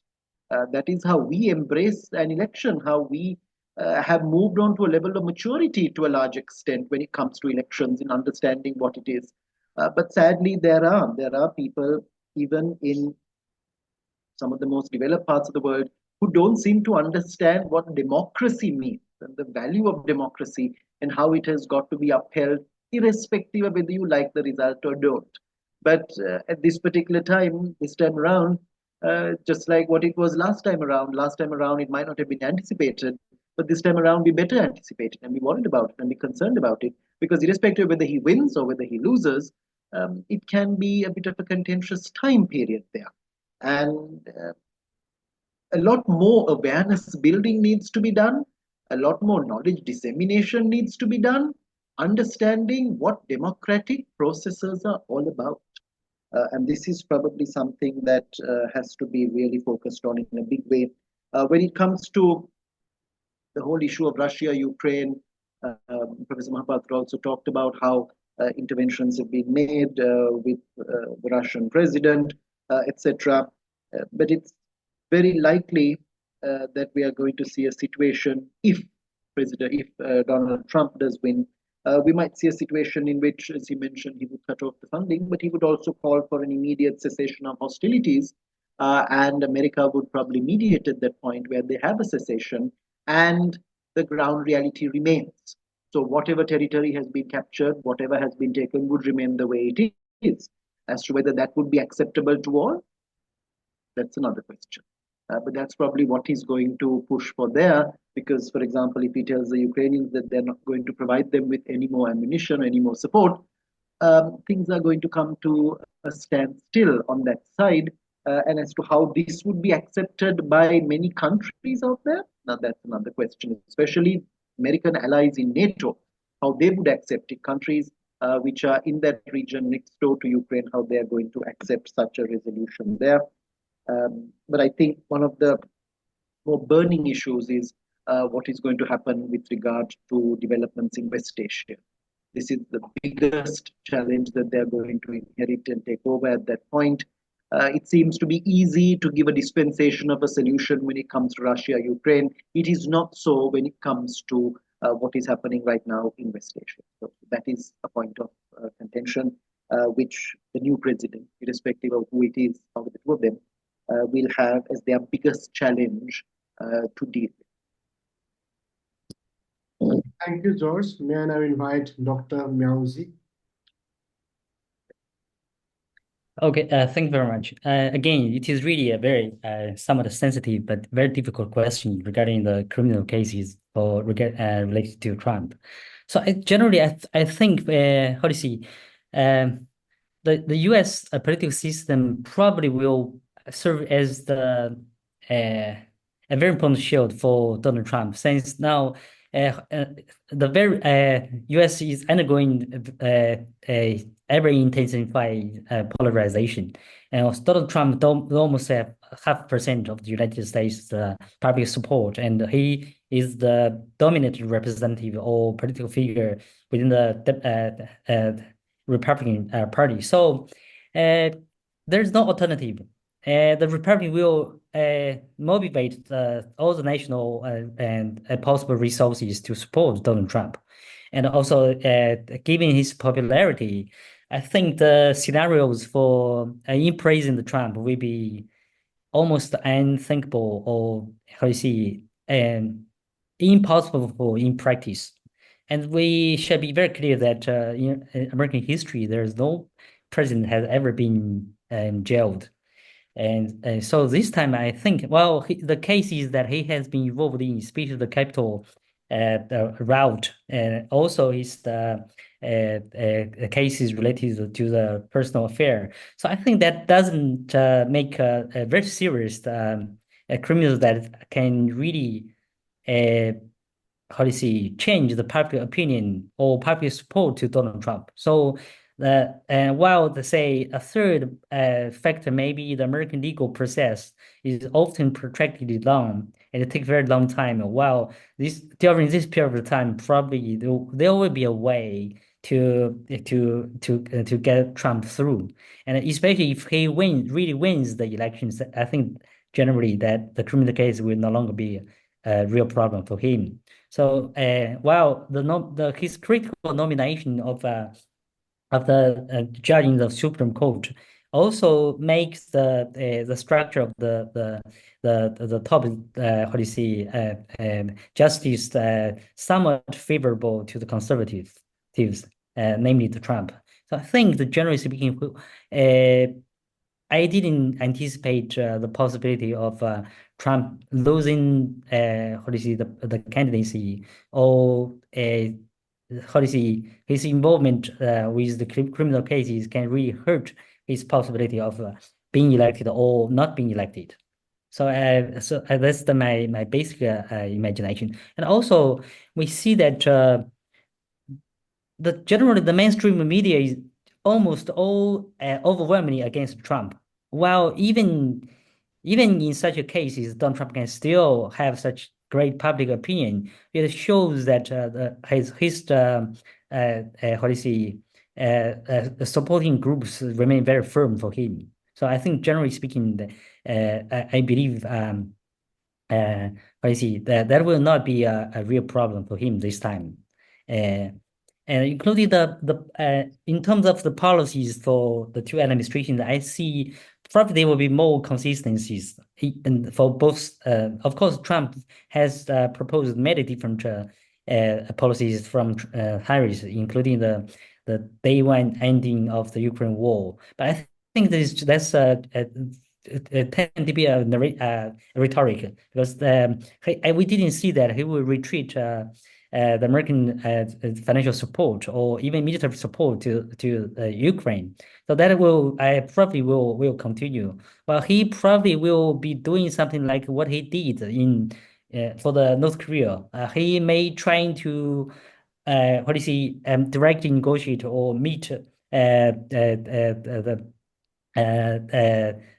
both sides, including Putin, trying to maneuver for a possible ending of the war.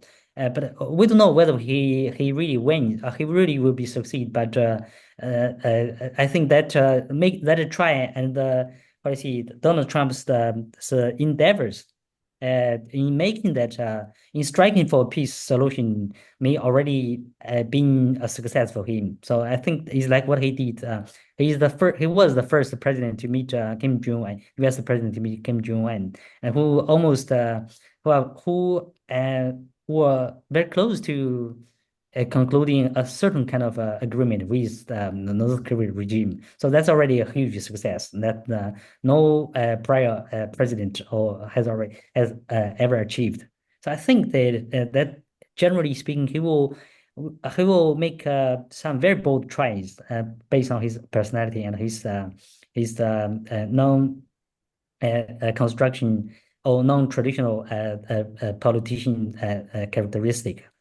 But I think the general framework for American foreign policy, may be very similar because the Indo-Pacific strategy was really launched by Donald Trump, and say Biden administration has sustained it. They have done very well and has somewhat worked, and the alliance system, the networks has been built, and many agendas and policy goals has already been achieved. So there's no reason for other candidates or a president-elect to change that policy. So I think I see more consistent from the two sides. Of course, many of the differences or policies tend to be more technical, and the key differences between the two would be that Trump will still adopt will be more economic focused, will be more unilateralism or American first approach. That will not change. While Biden would be more working with alliance, or still relying on the networks in the Indo-Pacific,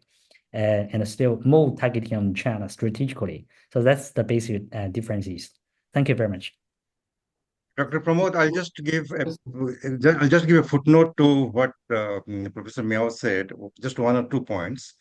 One is Donald Trump, last time, on the very first day, he walked out of the TPP. Then later he walked out of the climate deal. And later he walked out of the JCPOA, the Iran case. So in this case, I'll not be surprised. He will put a lot of pressure. And he is the guy who will be more isolationist in terms of America's military involvement abroad. He's the one who pushed really the end of the Afghan war. So I think he will try his best to end this Ukraine war. How it is going to play out? Difficult to imagine right now, but certainly he will try, and the war will not drag on, in my view. Secondly, as far as the legal issue is concerned, is most likely that if he wins the election, of course, it becomes totally irrelevant now. He will continue in the White House for 4 years, and no case can be lodged against him or continue against him. He will try his best to stop that. But if he loses the election, it's not that suddenly second day there will be a lot of violence and people are going to come out to the streets. There are so many other ways, and I agree with Professor Miao when he says there are other ways of handling it. The first thing would be it will be appealed at a higher court, and if it keeps on going up to Supreme Court, he will be safer because his supporters are there in the Supreme Court. So it may not be as chaotic as we fear right now. Something will come out of it. Thank you. Thank you, sir. May I now invite Professor Swaran Singh? Thank you, Vinod. I think it's interesting to see that even this panel, and I think overall picture in the United States, is indicating whatever limited the margin be, Donald Trump being on the lead as of now.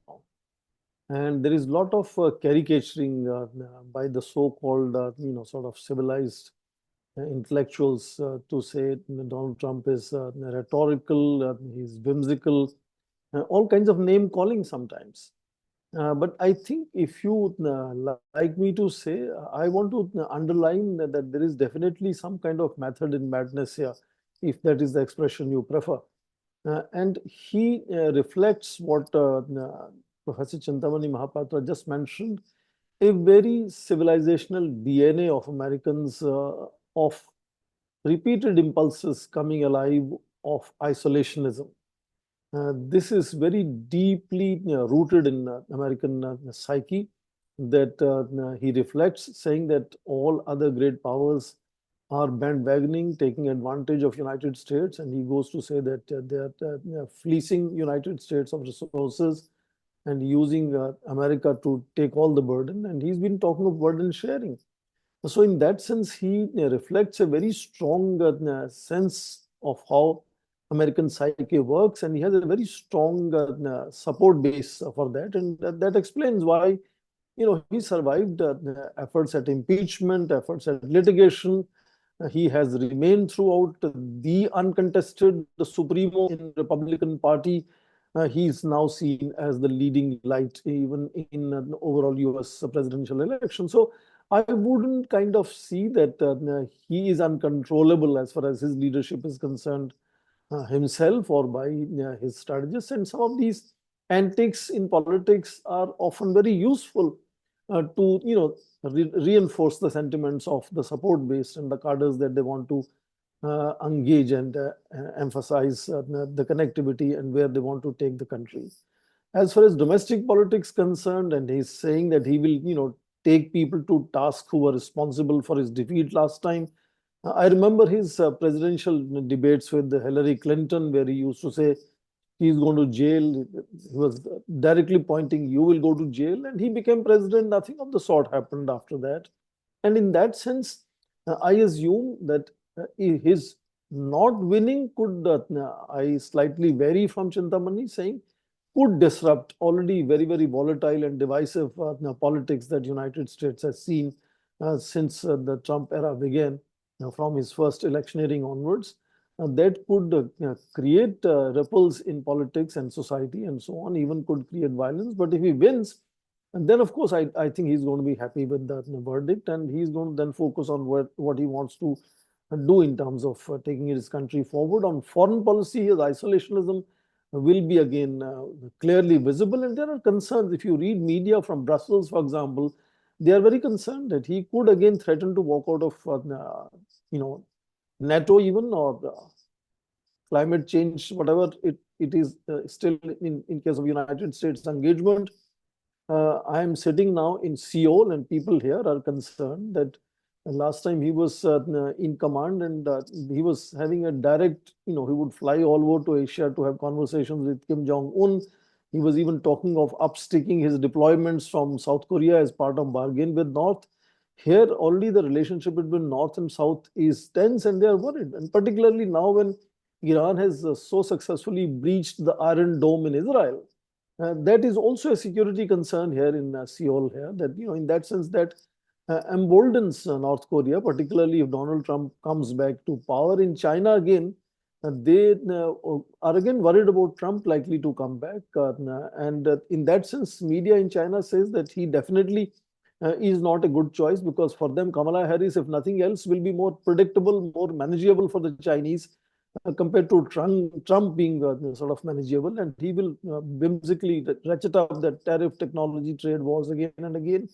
As far as India is concerned, I think this is slightly different, because I think this whole sentimentalism about Kamala Harris being sort of South Asian or Indian origin candidate is not going to deliver in that sense. I don't think so. That Kamala Harris will be very much expected to showcase how strongly she pursues American national interests and not being seen sort of tilting anyway towards India.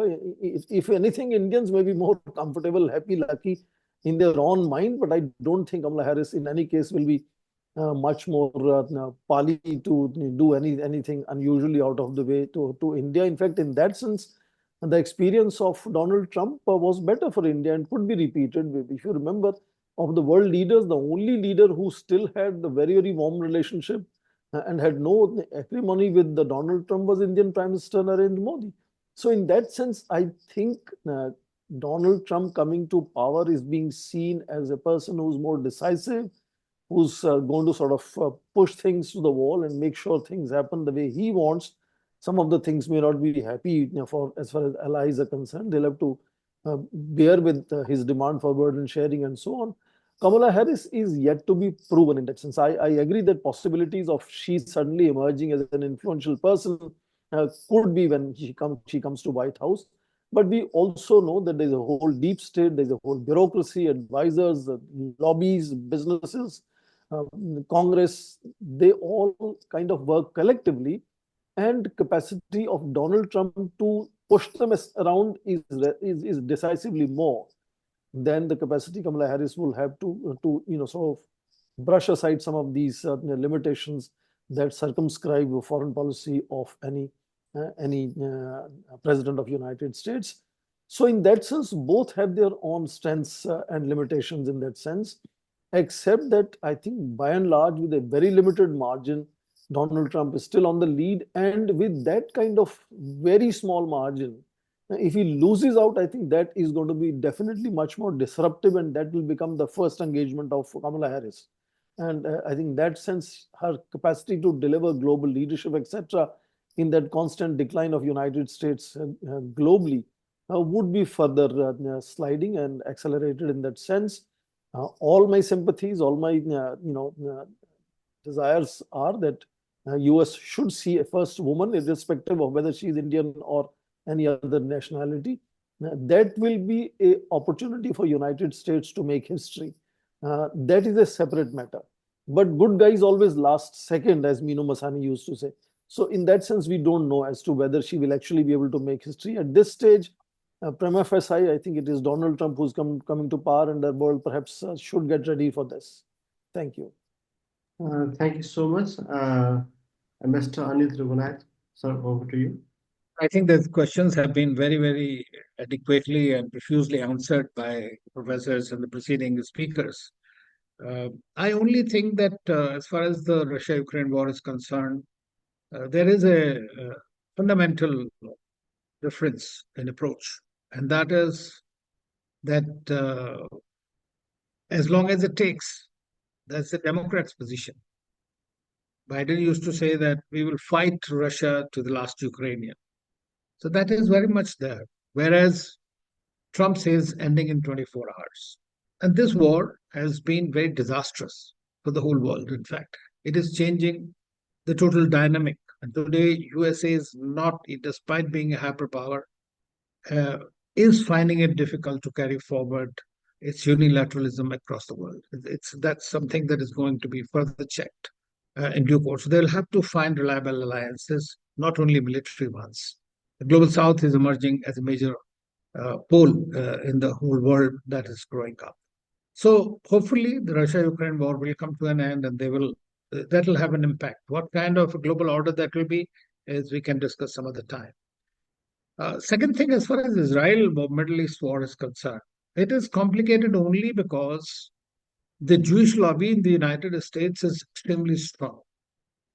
And I have no hesitation in saying that today the US foreign policy is being run by the Israelis in certain ways. Despite whatever they say, the American President Biden or Harris or anybody else might say something. I've never seen a shuttle diplomacy, the kind Blinken indulged in 9 times coming to the Middle East. Every time you look at the person, you feel sorry for him. He's not able to do anything.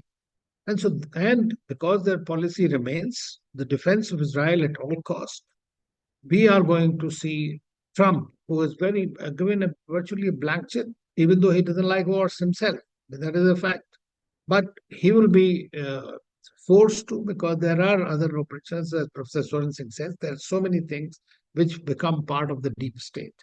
They play out. And Trump is mercurial, no doubt, but of course he's losing his sheen as well. So I think that we are going to do, as far as the legal thing is concerned, at the end of the day, the US Supreme Court, the Democrats would like to change the way it is. You are appointed for life.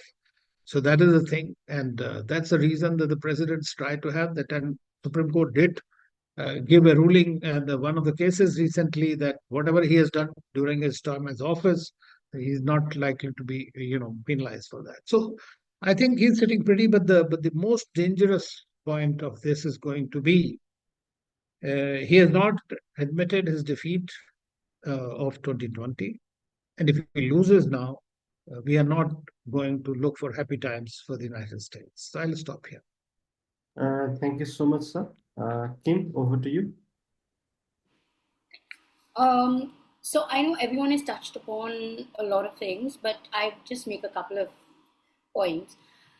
One is that the Constitution of the United States doesn't stipulate anything about if you have a criminal record, you cannot run for presidency or you cannot win the presidency. That's not one of the criteria that they provide. So Donald Trump has that on his side very much.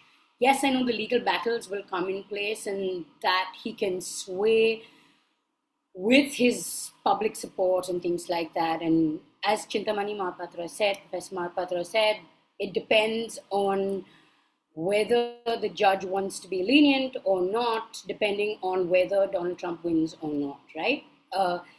The other thing I want to mention is that I think the polarization of American politics is complete, correct? Because, I mean, look at your media and things like that. When you're talking about who is Harris and what can she achieve and where she is in the scheme of things, or where Donald Trump is, what can he achieve, and so on and so forth.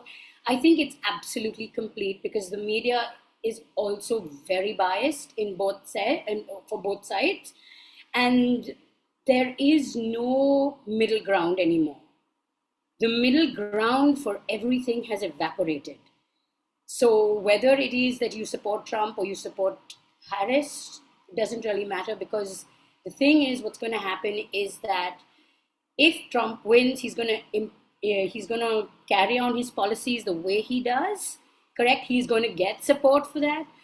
If Harris wins, depending on, again, the combination in the House and Senate, she's going to carry on policies. Now, there could be a problem with the Republicans opposing her, depending on the split. But like most of you all have said, there is a deep state. The government will still function, and so on and so forth. The other thing I like to make is, because we were talking a lot about foreign policy and alliances, and all the US allies abroad are worried about Donald Trump and what he will do. The American voters don't really care. Honestly speaking, the most, and those who are voting for Trump, all his supporters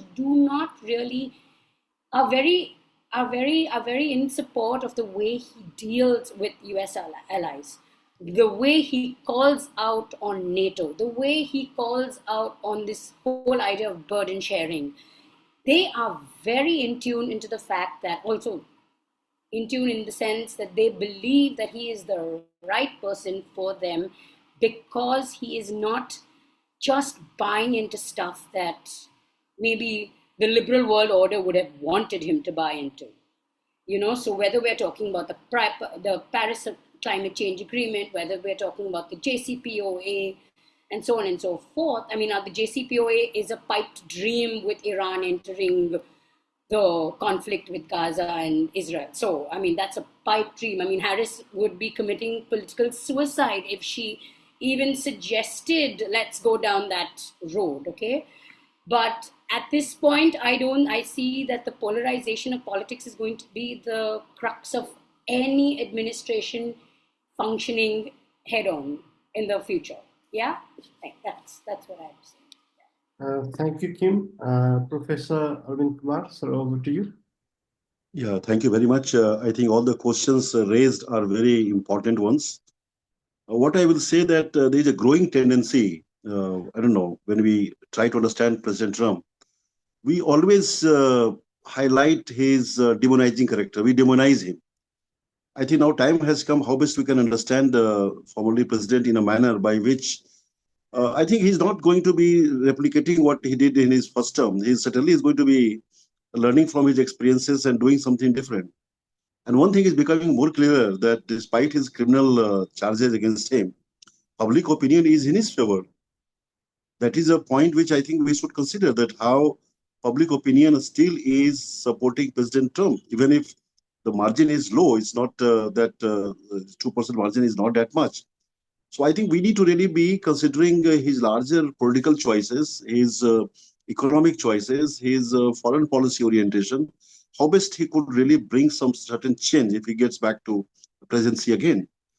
A lot of this scenario can be built now, that look, if he gets convicted, then what will happen?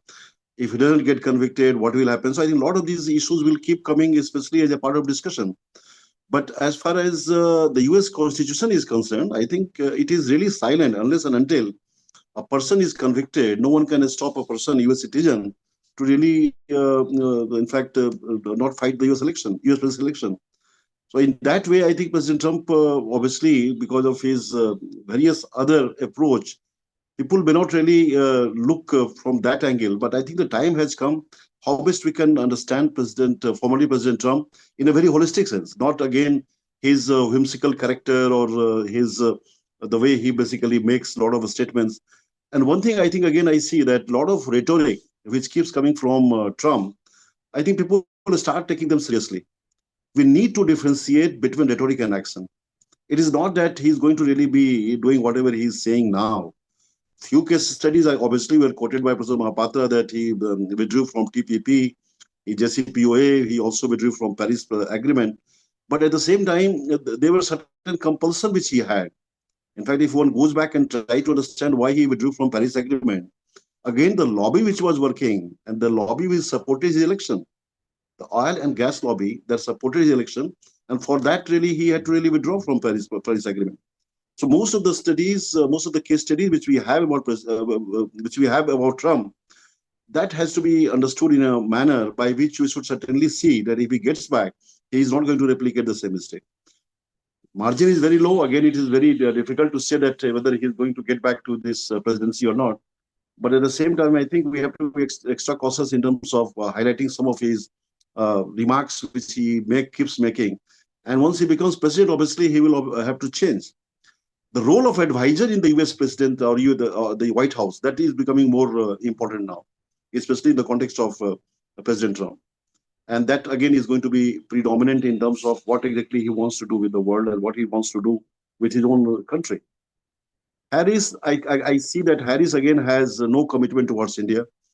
And she doesn't really consider herself to be Indian born or Indian American.